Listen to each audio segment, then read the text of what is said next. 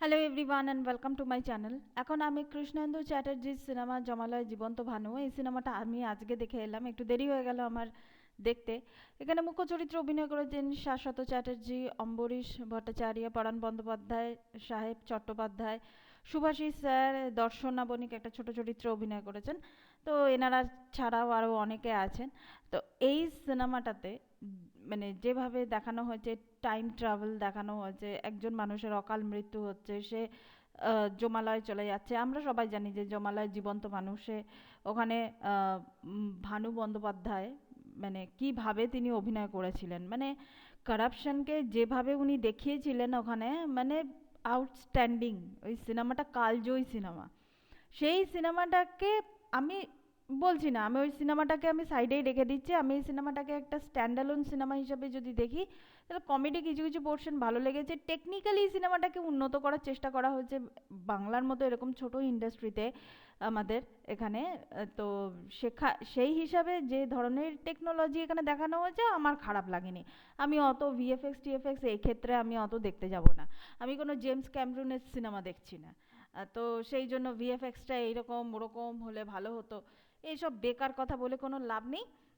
আমার তো ওই পার্টটা আমি বাদই দিয়ে দিচ্ছি। এবার যদি অভিনয়ের কথা বলি, তাহলে শাশ্বত স্যার নিজে ভানু বন্দ্যোপাধ্যায়ের চরিত্রটাতে তিনি অভিনয় করেছেন এবং তিনি মানে যথাযথ তিনি চেষ্টা করেছেন। অম্বরীশ স্যারকেও আমার বেশ ভালো লাগে।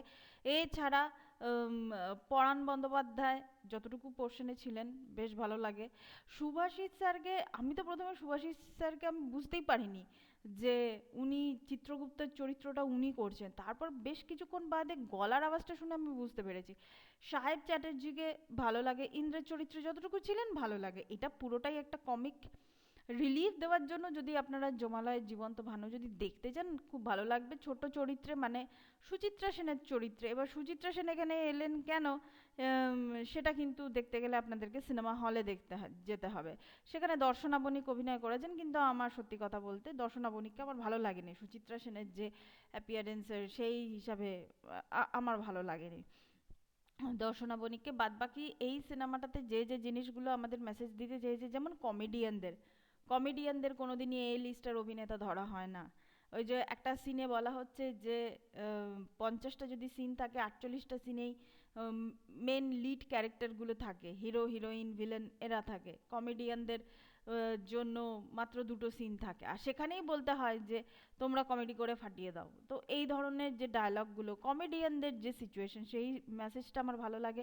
এবং শেষে যখন ভানু বন্দ্যোপাধ্যায়কে বলা হচ্ছে, কারণ এখানে শাশ্বত স্যার ভানু বন্দ্যোপাধ্যায়ের চরিত্রেই অভিনয় করছেন, এবং তাকে যখন বলা হচ্ছে যে আপনি আমাদের এই প্রজন্মের জন্য কোনো মেসেজ আপনি পাঠাবেন না, তো সেইখানে যে সিনটা আছে যে মানে নতুনের সঙ্গে সঙ্গে পুরাতনকে ভুলে যেও না, এই ইয়েটা আমার ভালো লেগেছে।